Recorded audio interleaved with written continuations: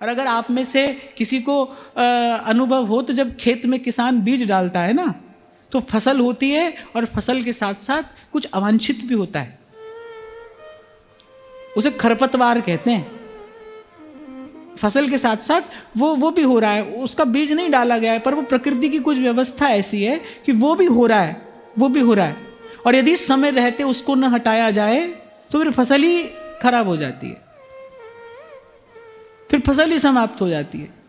तो भाई ये जो जीवन का खेत है ना, ये जीवन रूपी जो ये खेत है जिसमें हमने ये भाव भक्ति का बीज डाला है, इसको रखना हमेशा सदगुरु की देख रेख में ही, क्योंकि कुछ अवांछित भी आएगा, भजन का अभिमान आएगा, सेवा का अभिमान आएगा। हमारे जैसा भजन कौन करता है, हमारे जैसी सेवा कौन करता है? और आप ये नहीं समझना कि हमें नहीं आएगा, भाई अर्जुन को आया, हमारे जैसा भक्त कौन है? फिर ठाकुर जी को इलाज करना पड़ा, ठाकुर जी को समाधान करना पड़ा, तो आता ही है भाई कि ये अवांछित भाव भी भजन सुमिरन सेवा के साथ साथ आता ही है। इसीलिए कल विराम के क्षणों में मैंने आपको निवेदन किया था, स्वच्छंद जीवन न हो, हमें सदा संत और गुरु के अधीन ही रहना है, किसी के अधीन रहिए। जो अंदर से सहारा भी देता रहे और समय पड़ने पर बाहर से थोड़ी चोट भी मारता रहे। आगे कहते हैं, अपनों का बहु न बिगड़ी है, यह विधि निधरक डोर, कोमल करुणावंत अति निर्वाहे सब बोल। और श्री नागरीदास जी कह रहे, बोले अगर कोई गुरु के चरणों में है तो फिर उसका यहां या वहां कहीं पर भी अहित करने वाला कोई नहीं है। जाको मीत साजन है समिया, तिस जन को कहो काहे की कमिया। अभी यही निवेदन मैं आपको कर रहा था, भाई आचार्य समर्थ हैं, वहीं उन्हीं के चरणों की छांव में हम सुरक्षित हैं। हों चरणात पत्र की छैया। और शायद हो सकता है मेरे पास वैसे समर्थ शब्द ना हो, पर मैं आपको बल देकर ये बात कह रहा हूं, भाई आप मेरे शरीर की अवस्था पर नहीं जाना, पर प्रभु ने कृपा करके मुझे थोड़ी सी अवस्था में बहुत कुछ दिखाया, और मैं देखकर आपसे कह रहा हूं भाई, ये जो त्रिताप है इसका निवारण केवल और केवल प्रभु के चरण कमलों की छांव में ही होता है। कितना भी कुछ कहते रहिए, सुनते रहिए, बकते रहिए, कुछ भी कहते रहो, सुनते रहो, कुछ भी करते रहो, पर ये जो ताप जाता है ना, जब तन मन प्राण शीतल होते हैं, वो तो केवल प्रभु के चरणों की छांव में आने पर ही होते हैं। जहां की कृपा पंगु गिरि लंघे, रंक चले सिर छत्र धराई। इसीलिए मीराबाई सा कहती हैं, भज मन चरण कमल अविनाशी, भज मन चरण कमल अविनाशी, जेताई दिसे धरण गगन बिच, जेताई दिसे धरण गगन बिच, तेताई सब मिट जासी, भज मन चरण कमल अविनाशी, भज मन चरण कमल अविनाशी। बस इन्हीं चरणों की छांव में सुख भी है, शांति भी है, आनंद भी है, और सबसे बड़ी बात निर्भयता भी है। आपको कभी इसका अनुभव होता है, कभी नहीं होता, पर ध्यान रखना, पहले भी हम चर्चा करते आए, 5 भय हैं जो जीव के साथ लगे ही हैं। याद है? अविद्या, अस्मिता, राग, द्वेष और अभिनिवेश। ये 5 क्लेश हैं, ये 5 भय हैं। आपको अनुभव हो न हो, कभी कभी रोग भीतर ही भीतर पड़ा रहता है, रोगी को खबर ही नहीं होती कि मुझे रोग हो गया। बड़ी देर बाद जाकर पता चलता है रोग हो गया। कभी कभी तो तब पता चलता है जब बिल्कुल प्राण जाने को होते हैं, जब निवारण असंभव हो जाता है, तब पता चलता है। जब बूढ़ा व्यक्ति अकेला पड़ा है ना, कोई दो क्षण उसकी बात सुनने वाला नहीं है, तब तो भाई सबको ही संसार असार प्रतीत होता है। तब तो सभी ज्ञान की बात करते हैं। आप किसी बड़े बूढ़े के पास जाकर बैठोगे, बेटा सब मोह माया है, पर उस समय उसका कोई लाभ नहीं है। ये औषधि समय पर मिले, इस रोग का पता समय पर चले, तो पंच क्लेश और ये पंच भय जो है ये तो जीव के साथ ही हैं, लगे ही हैं। और ऐसा नहीं कि इस जन्म में है, पहले नहीं थे, सदा से ही साथ ही हैं। ये तो जीव भयभीत ही है, पंच क्लेशों से जीव तप्त है, भयभीत है। सर्व परिस्थिति है निर्भयता, फियरलेसनेस, जहां भय नहीं है। जैसे मीरा कहती हैं, अरे राणा जी रूठे मारो काई कर लेसी, मैं तो हरिगुण गास्यारी माई। वो जो आनंद है ना मीरा जी के हृदय में, उच्छलित जो आनंद है, राजा जी रूठे वारो देश रखासी, हरि रूठा कठ जास्यारी माई। सिकंदर हुक्म दे रहा है कि हाथी के पैर तले को चलवा दो, गंगा में डुबो दो, और कबीर हंस रहे हैं, साचे गुरु का बाल का मरे न मारा जाए। क्या क्या चमत्कार दिखाया कबीर साहब ने, कुछ नहीं। कबीर साहब की जब वो निर्भयता देखी ना सिकंदर ने, दौड़कर उनके चरणों से आकर लिपट गया, आप साहिब के बंदे हैं, आप मुझे उसके कुफ्र से बचाइए, आप साहिब के बंदे हैं।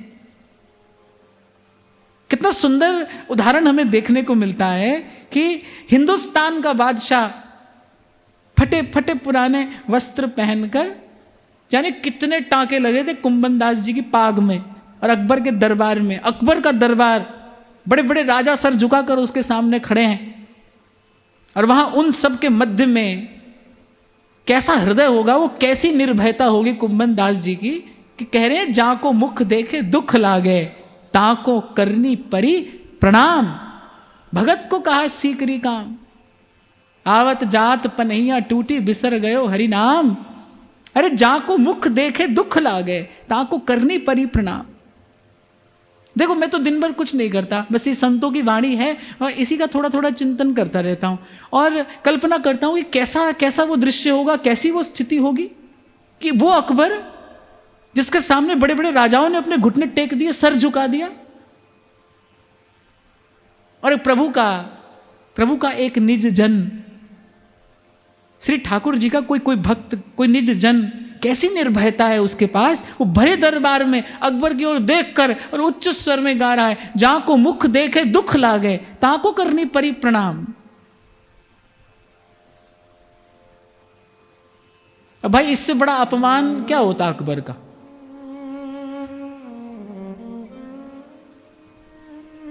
कुंभन दास लाल गिरधर बिन सब जग झूठो दाम, भगत को कहा सीकरी काम। इस निर्भयता की बात कर रहा हूं मैं आपसे, ऐसी निर्भयता। अभी तो भाई संसार का छोटा सा भय मन को विचलित विथकित कर देता है, छोटा सा भय। तो ये निर्भयता कुछ और है, ये आनंद की स्थिति कुछ और है। इसकी चर्चा संत कर रहे हैं। तो और सब गुण तो आते ही हैं, पर जो सर्वोपरि स्थिति है निर्भयता, वो प्राप्त होती है शरणागति से। जीव निर्भय अगर कभी होता है, क्लेश मुक्त होता है, भय मुक्त कभी होता है, तो वो चरणार विंद की छांव में ही होता है। जैसे उड़ी जहाज को पंछी पुनी जहाज पे आवे।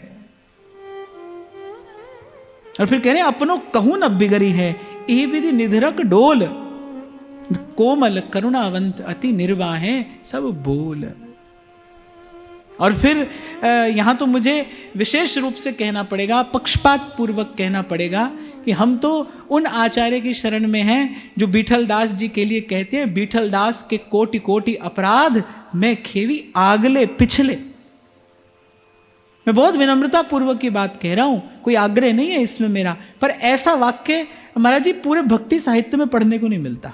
ऐसा वाक्य एक और श्री महाप्रभु कह रहे तेरी पहचानते मोकु श्यामा, जो बड़ो सुख देते हैं, और फिर कह रहे हैं बीठल दास के कोटि कोटि अपराध मैं खेवी। पिछले तो चलो कोई कह भी दे, पर कह रहे हैं आगले पिछले, आगले पिछले ऐसे महाप्रभु जी की शरण में है आप और मैं।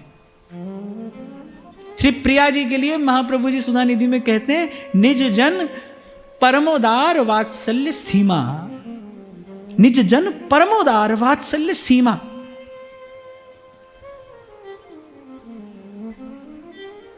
आप देखो आनंद से भर जाए जीवन अगर हमारी दृष्टि इस भाव पर रहे, अगर हमारे चिंतन में ये बात रहे, अगर हम इस भाव का संग करें तो फिर देखो कहां भय है, कहां चिंता, कहां क्लेश, जीवन आनंद से भर जाए।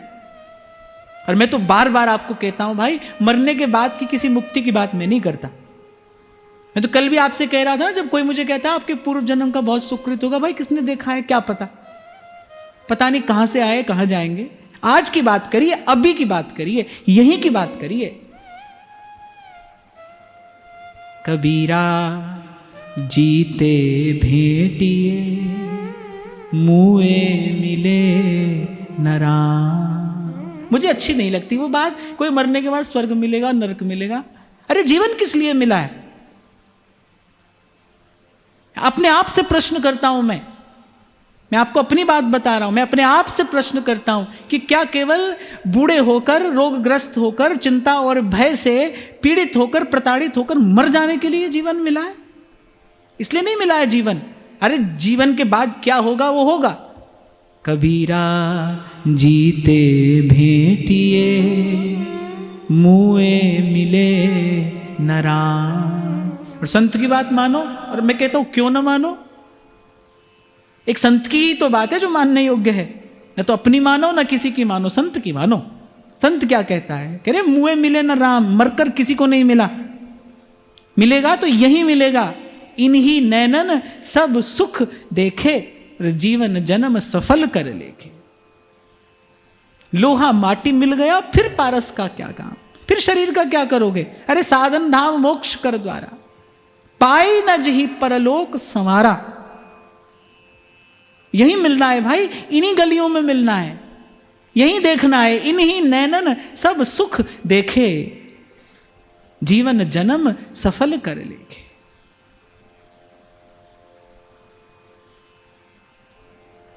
तो बड़ भागी हम भाई, हम तो ऐसे आचार्य की शरण में हैं जो कहता है अगला पिछला सब मैं देखूंगा। महाप्रभु श्री बीठल दास जी की बात जब सुनी कि बीठल दास जी के साथ सौराष्ट्र में कुछ ऐसी घटना हुई, कहते महाप्रभु जी बीठल दास जी को पत्र लिखते लिखते प्रिया जी से बात करने लगे। हे ब्रज नव तरुणी कदम्ब चूड़ामणि श्री राधे, तिहारे स्थापे गुरु मार्ग विषय अविश्वास अज्ञानी को होते। एक प्रकार से जैसे मानो प्रिया जी को हित सजनी आज्ञा दे रही है, बीठल दास को अहो सींचनो, इसका ध्यान तुमको रखना है, ये तुम्हारे द्वारा स्थापित मार्ग है, ये गुरु मार्ग है। इस मार्ग की अधिष्ठात्री आप हैं, इस मार्ग की परमाचार्य आप हैं, इस मार्ग पर चलने वाले का ध्यान आपको रखना है। श्री महाप्रभु प्रिया जी से कह रहे हैं कि इस मार्ग पर जो चले उसका ध्यान आपको रखना है। इसलिए मैं आपसे कह रहा था भाई, आपका मेरा संकल्प निष्फल हो जाए चिंता नहीं, हमारे आचार्य का संकल्प है, हमें उनकी छांव में बने रहना है, यहां से नहीं जाना है। द्वार धनी के पड़ रहो, धक्का धनी का खा। बड़ी मार्मिक बात कबीर कह रहे भाई यही साधन कर लो और कुछ मत करो, कोई जब तब तीर्थ नहीं, सेवा सुरत न जानिया और ना जापै आराध, ओट तेरी जग जीवना मेरे ठाकुर अगम अगाध। भय कृपाल गुसाइया नठे सोग संताप, तत्ती वाओ न लग गई सतगुरु राखे। हाँ, बड़ी मार्मिक बात कही है यहां कबीर जी ने। द्वार धनी के पड़ रहो और धक्का धनी का खाओ। कह एक दिन धनी निवाजे है,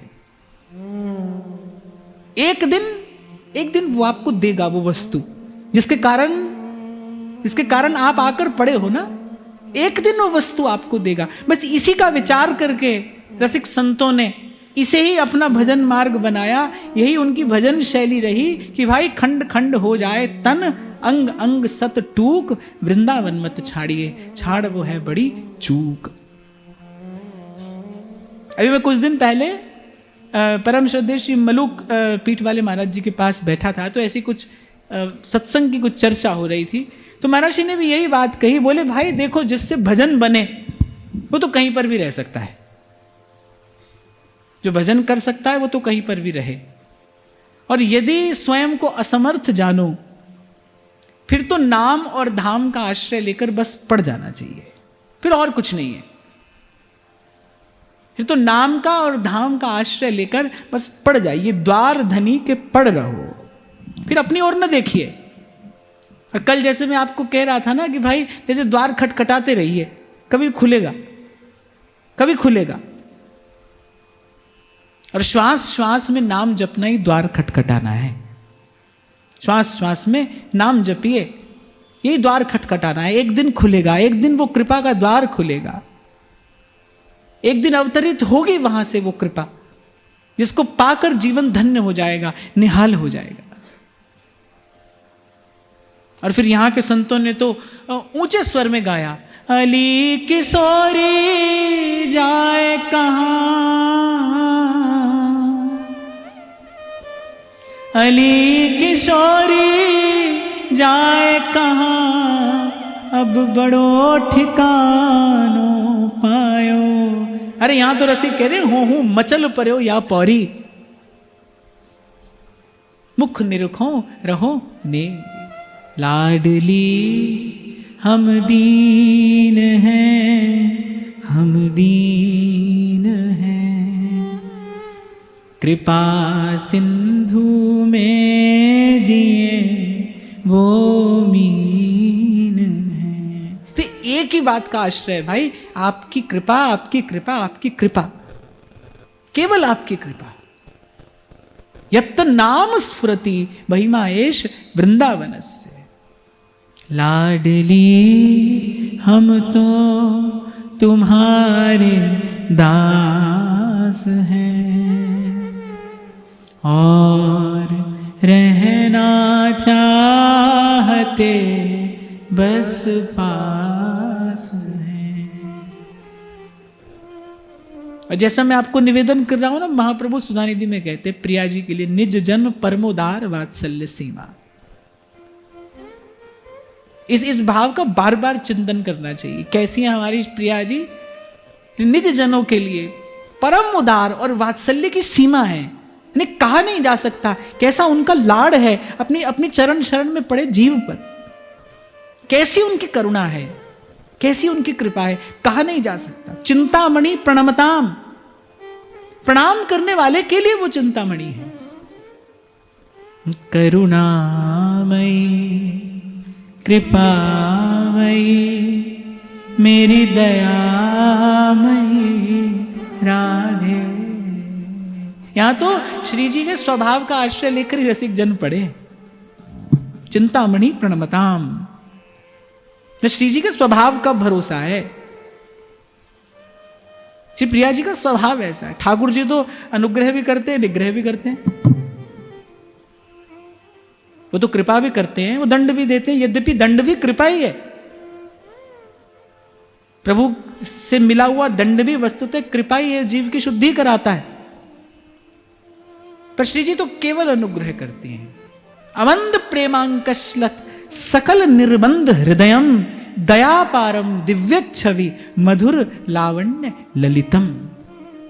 दयापारम, अपार करुणा, वात्सल्य की सिंधु, कृपा के सिंधु, दया के सिंधु, मृदुता, दयालुता, कृपालुता की राशि है। करुणामयी कृपामयी मेरी दयामयी राधे। करुणामयी कृपामयी मेरी दयामयी राधे। करुणा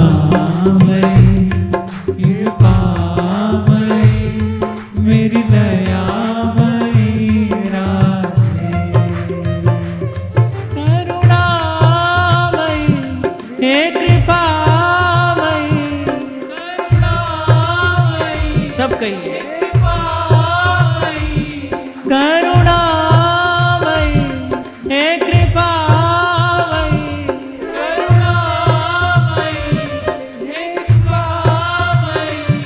मेरी दयामयी राधे, करुणामयी कृपामयी, मेरी दयामयी राधे, करुणामयी कृपामयी, मेरी दयामयी राधे। एक संत सुनाते थे, बोले वृंदावन धाम की विशेषता क्या है? यहाँ की मधुरता, यहाँ की सरसता, यहाँ की विलक्षणता क्या है कि यहाँ प्रिया और लाल सदा संग हैं। लाल जी सदा प्रिया जी के संग हैं, प्रिया जी सदा लाल जी के संग हैं। दो मन मिल एक है भय, श्री राधा वल्लभ लाल। तो बोले जीव जब अकेले ठाकुर जी की शरण में आता है ना, अब बाहर तो श्री ठाकुर जी कहीं कहीं अकेले भी विराजमान है, तो वो ठीक करता है तो प्रभु अनुग्रह करते हैं, कुछ गलत करता है तो ठाकुर जी निग्रह भी करते हैं। अच्छा, अनुग्रह निग्रह ये प्रभु के स्वभाव में है, ये श्री कृष्ण के स्वभाव में है, अनुग्रह भी और निग्रह भी। यद्यपि निग्रह भी अनुग्रह ही है। मां बालक को चपत लगाती है तो वो माता का प्रेम ही, पर चपत तो चपत ही है, एक बार तो कष्ट होता ही है। तो बाहर कहीं जब जीव प्रभु की शरण में आता है तो ठाकुर जी कह रहे हैं भाई इसका जैसा हिसाब किताब है वैसा करो। थोड़ा अनुग्रह भी करते हैं, थोड़ा निग्रह भी करते हैं, और स्वभाव है उनका। कह रहे लेकिन जब जीव वृंदावन की सीमा में उनके सन्मुख आता है और वो जैसे ही निग्रह करने की बात सोचते हैं तो यहां श्री जी सदा गलवैया दिए रहती है ना। ऐसा संतों के मुख से सुना है, मैंने एक संत सुनाया करते थे, मुझे याद आ गई आज वो बात। तो जैसे ही ठाकुर जी निग्रह करने की बात सोचते हैं तो गलवैया दिए श्री स्वामी जी, प्रियाजू, करुणामयी श्री किशोरी जी निकट ही बैठी होती हैं, तो वह अपने हाथ से थोड़ा कंधा नीचे करती, क्या करते हो? अरे तो वृंदावन धाम है, अरे ये तो वृंदावन है, यहां प्रेम के अतिरिक्त कोई दूसरी बात नहीं होगी, यहां केवल प्रेम होगा, यहां केवल कृपा बरसेगी, यहां केवल करुणा होगी। करुणामयी कृपामयी, करुणामयी कृपामयी, करुणामयी कृपामयी, करुणामयी कृपामयी, मेरी दयामयी राधे, करुणामयी कृपामयी, मेरी दयामयी राधे, करुणामयी कृपामयी, मेरी दयामयी राधे, करुणा।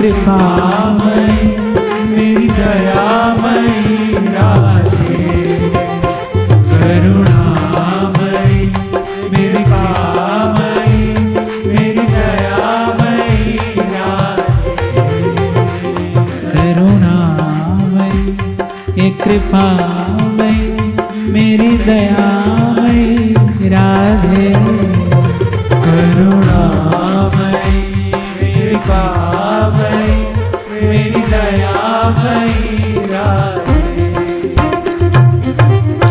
तो भाई केवल पढ़ जाना ये साधन का साधन है, और कह रहे हैं कोमल करुणावंत अति निर्वाह है सब बोल, हरिवंश निवाहक हैं तिनके, सुख संपत्ति दंपति जू जिनके।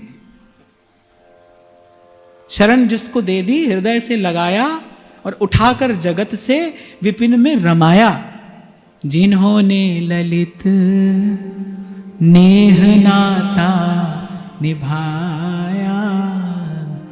भाई अपने साधन से तो मैंने बड़े बड़े लोगों को अंत में हार जाते देखा है। जीवन भर वृंदावन का वास हुआ, सब हुआ, कथन श्रवण हुआ, पर अंत में वृंदावन की रज नहीं मिली। अंत में वृंदावन की रज नहीं मिलती, वृंदावन स्वीकार नहीं करता। ऐसा देखने में आता है, बार बार देखने में आता है। तभी तो ब्रजवासी गाते हैं, ये वृंदावन की लीला। आता है आपको? हाँ, ये वृंदावन की लीला मत जाने गुड़ को चीला। यहाँ मैं ऋषि मुनि गए हार, रटे जा राधे। कहने का तात्पर्य यही है भाई, धाम का आश्रय लेकर यहां पर जो पड़ गया है, फिर उसके लिए अब कौन सा साधन शेष है? और साधन से ये संपत्ति मिलती भी नहीं। ये वृंदावन की लीला ना, गुड़ को चीला। अरे गांव ब्रजवासी तो ऐसे ही गाते हैं, ये वृंदावन की लीला, मन समझो गुड़ को चीला। वृंदावन की लीला, मत जाने गुड़ को चीला। वृंदावन की लीला, मत जाने गुड़ को चीला। या मैं ऋषि मुनि गए हार, रटे जा राधे राधे। या मैं ऋषि मुनि गए हार, रटे जा राधे राधे। ओ राधा रानी अलवेली सरकार, रटे जा राधे राधे। अलवेली सरकार, रटे जा राधे राधे। श्री वृंदावन धाम अपार, रटे जा राधे राधे। वृंदावन धाम अपार, रटे जा राधे राधे।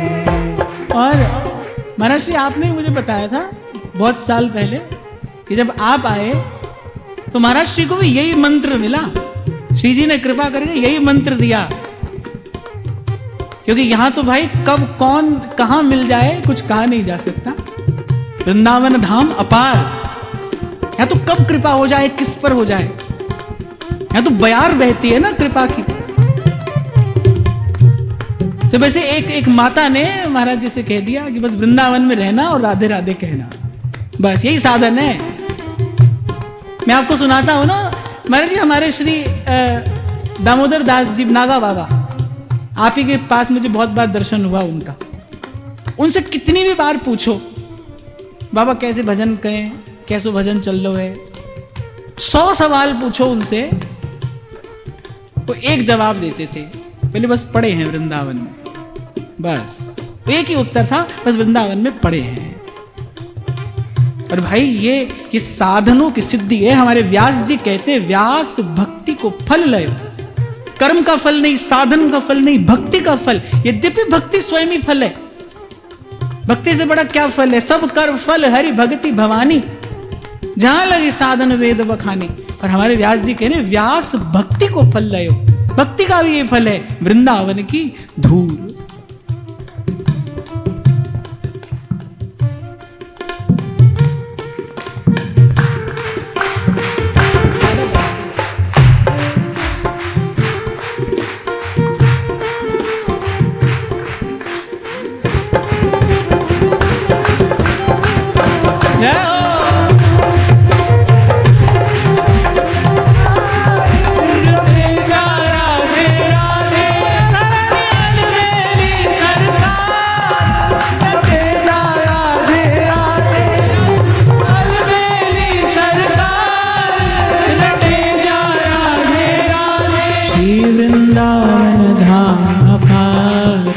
रटे जा राधे राधे। श्री वृंदावन धाम अपार रटे जा राधे राधे। तो शरणागत सुरक्षित है। आज के सत्र के, आज की चर्चा के सार स्वरूप अगर कोई एक बात हमारे हाथ आती है तो जो शरणागत है, जो शरण में, वो सुरक्षित है, उसे किसी का भय नहीं है। कह रहे अपनों कबहू न बिगड़ी है। नागरी दास जी कह रहे भाई हमारा कुछ नहीं बिगड़ सकता। क्यों? ऐसी बात आप कैसे कह सकते हैं? भगवान की माया तो ब्रह्मादिकों को भी अपने अपने भ्रिकुटी पर नचाने वाली है, आप ऐसी बात कैसे कह सकते हैं? कह रहे अपनों कबहू न बिगड़ी है, हमारा कुछ नहीं बिगड़ सकता। लेकिन क्यों? क्योंकि हम एक समर्थ आचार्य की शरण में पड़े हैं। हमें हमें हमें हमारे आचार्य ने प्रियाजू की चरण शरण प्रदान कर दी है। कैसे चरण? दास परमानंद छिन छिन श्याम जिनकी शरण। धन धन राधिका के चरण, धन धन लाडली के चरण। परम कोमल सुखद शीतल कमल के से बरन। हम उन चरणों की शरण में पड़े हैं। और मैं फिर अपनी बात को समेटते हुए विराम की ओर ले जाऊं कि जन्म जन्म से कि खो जाने का, मिट जाने का, मर जाने का भय जो है ये जीव के साथ है। और विचार करिए, भय की अवस्था में कोई प्रसन्न कैसे हो सकता है? एक ही तो मन है, भयभीत मन प्रसन्न मन कैसे होगा? भय की स्थिति में कोई प्रसन्न नहीं हो सकता। और ये भय लगा ही है।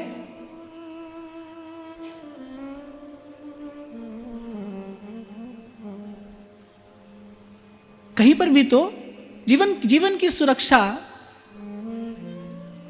कहां किस प्रकार संभव है? आप बताइए।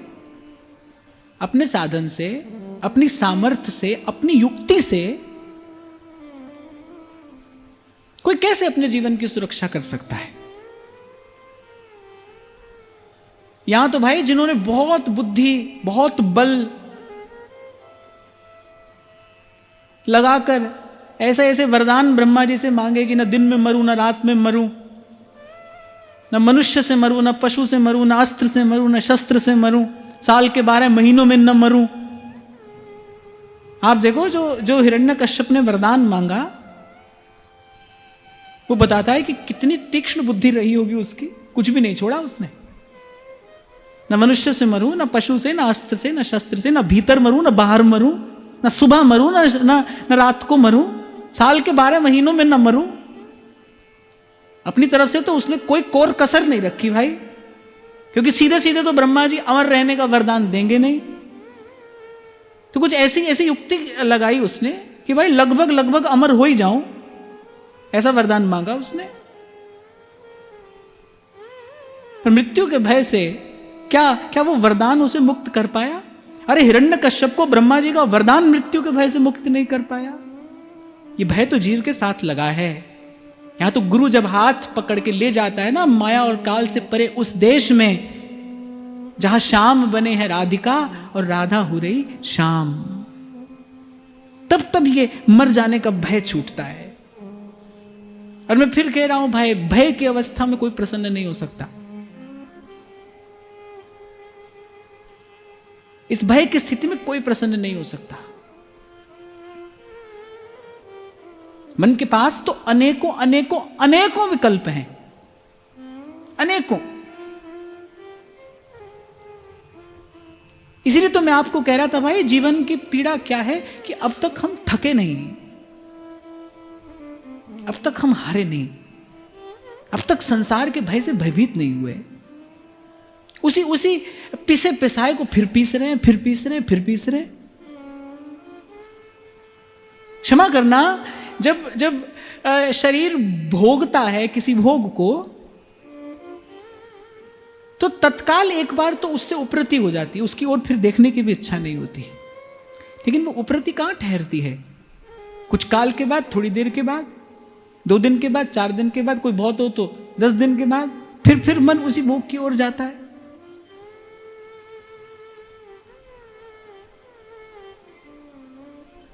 कुछ भी तो टिक कर नहीं नहीं रह पाता है जीवन में। अपने साधन से किया हुआ कोई कुछ भी तो टिक कर नहीं रह पाता, कोई भी स्थिति तो स्थिर नहीं रह पाती। इसीलिए ये प्रेम के पथ के पथिक बता रहे हैं,